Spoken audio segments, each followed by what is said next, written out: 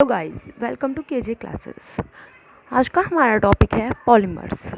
Polymers are made up of Greek words poly and mer. Poly means होता है आपका many and mers units.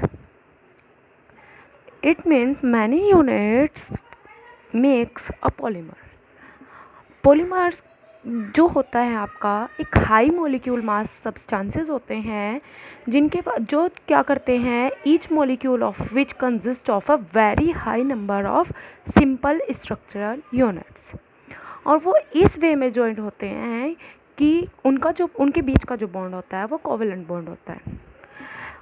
जो ये units होती हैं जिनसे एक पॉलीमर्स बनता है वो यूनिट्स आपकी कहलाती हैं मोनोमर्स।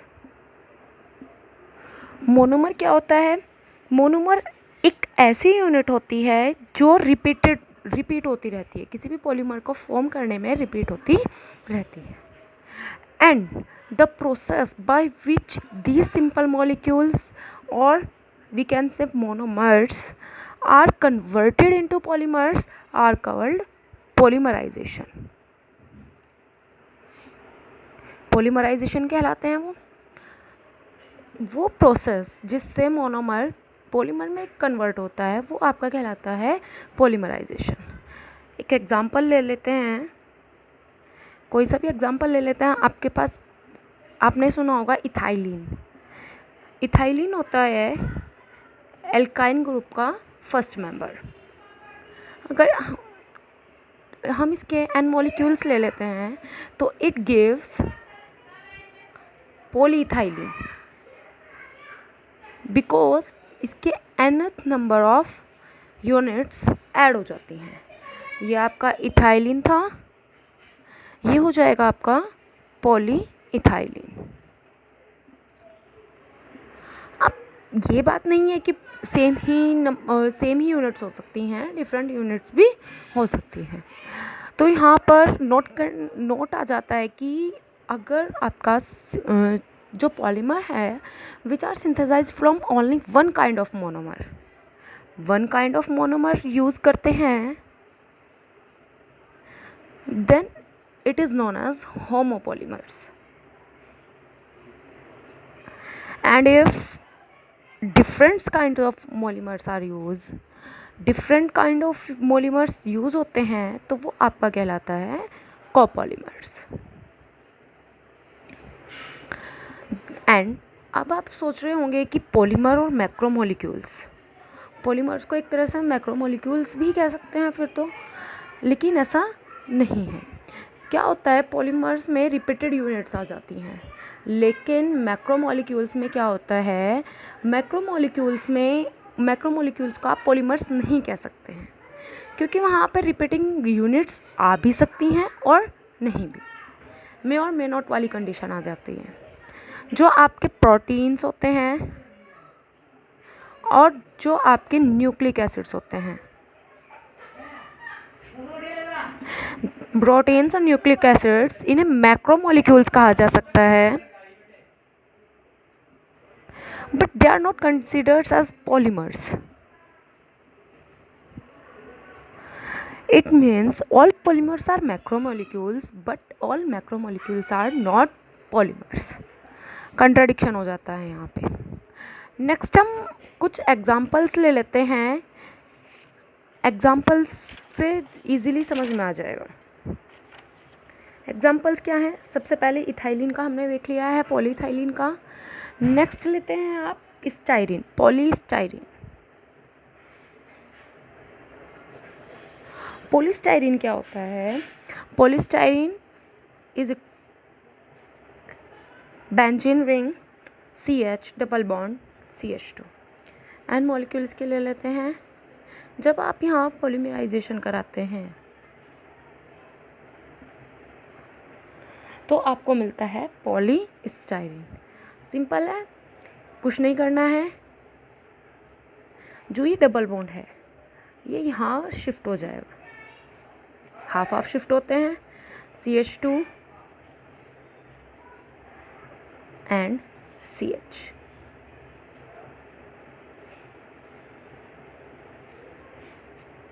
n नंबर्स आ जाएंगे। ओके, नेक्स्ट हम बात करते हैं पीवीसी।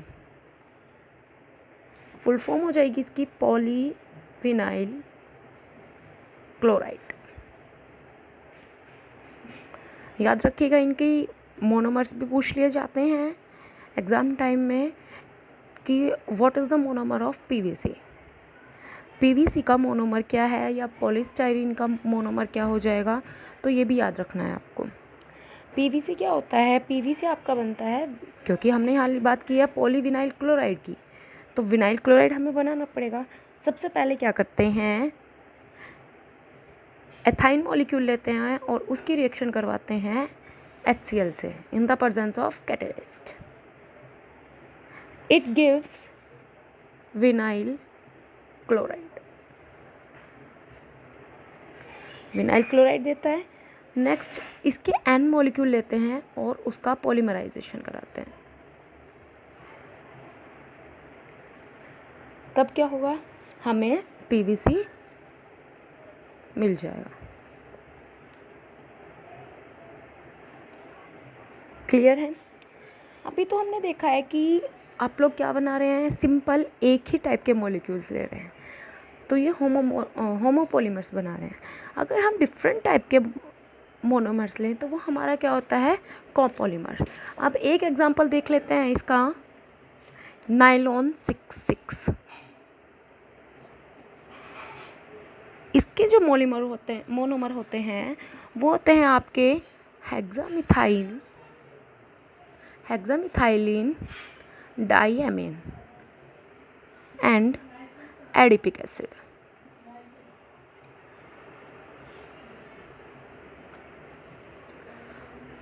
अब बाद में बात करेंगे कि इसका नाम नाइलॉन 66 ही क्यों है। सिंपल नाइलॉन भी हो सकता था। तो सबसे पहले देखते हैं हेक्सामिथाइलिन डाइएमीन।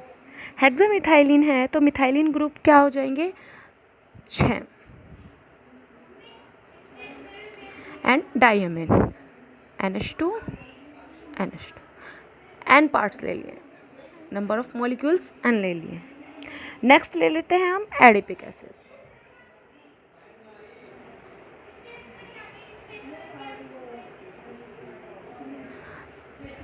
रिएक्शन होगी पॉलीमराइजेशन रिएक्शन। पॉलीमराइजेशन रिएक्शन के बाद क्या होगा आपका, यहाँ से एक H और यहाँ का जो OH है, अगली कंडीशन में जो OH आएगा वो H2O छोटा मॉलिक्यूल क्या होगा, यहाँ से रिमूव हो जाएगा। तो आपके पास क्या बचेगा, NH CH2 6 NH C double bond O CH2 4 and C double bond O। nth molecule participate कर रहे हैं। अब देखिए यहाँ पे हेक्सामिथाइलिन डाइएमीन में कार्बन मॉलिक्यूल्स भी 6 हैं और एडिपिक एसिड में भी कार्बन मॉलिक्यूल 6 हैं, 4 एयर 1 and 1 2 4 and 2 6, इसलिए इसका नाम पड़ा है नायलॉन 66। क्लियर है? अब जो आपका पॉलीथाइलिन होता है, हम बात कर रहे थे पॉलीथाइलिन की, सबने सुना होगा पॉलीथीन यूज़ करते हैं सब लोग घर में। कॉमर्शियली 2 ग्रेड्स में होती हैं, one is LDPE and second is होता है HDPE। फुल फॉर्म होती है इनकी low density polyethylene and high density polyethylene polyethylene. Difference क्या होता है दोनों में, जो आपका हाई डेंसिटी पॉलीथाइलिन है वो कंसिस्ट करता है अनब्रांच चैन, लीनियर चैन होती है और अनब्रांच्ड होती है, मतलब उनकी ब्रांचेस नहीं होती, जैसे CH2 है, बनते चले जाते हैं आगे। और जो आपका लो डेंसिटी पॉलीथाइलिन है उनकी ब्रांच चैन होती हैं, ब्रांच में डिवाइड हो जाते हैं, CH CH2 अगेन CH2 ऐसे ही ब्रांचेस में डिवाइड होते चले जाते हैं। अब जो लो डेंसिटी पॉलीइथाइलिन है वो यूज़ होता है जो टॉयज़, पाइप्स, कंटेनर्स, वायर्स वगैरह आते हैं उनको बनाने में, और HDP यूज़ होता है इंडस्ट्रियल कंटेनर्स को बनाने में।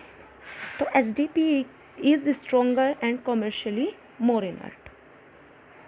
नेक्स्ट आता है जो आपका पॉलीस्टाइरीन होता है, वो बॉटल्स मेकिंग में, जार्स में, रेफ्रिजरेटर में, इनमें यूज़ होता है।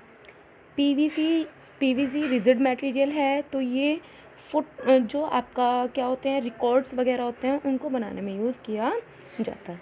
नेक्स्ट आता है डिग्री ऑफ पॉलीमराइजेशन। डिग्री क्या होती है पॉलीमराइजेशन की? जो डिग्री होती है वो रिप्रेजेंट करती है कि उसमें कितनी स्ट्रक्चरल या मोनोमेरिक यूनिट्स कंटेन हैं। कोई भी पॉलीमर जो है कितनी मोनोमेरिक यूनिट को कंटेन करता है, मोनोमेरिक यूनिट इन पॉलीमर, ये आपकी डिग्री होती है। इसे जनरली रिप्रेजेंट करते हैं स्मॉल पी से, and it is equal to the molar mass of the polymer is related to P by the equation P is equals to M/M। ये आपका है molar mass, okay, and this is molar mass of monomer unit. तो इससे आपको पता चल जाएगा कि आपका क्या है, डिग्री ऑफ पॉलीमराइजेशन क्या है।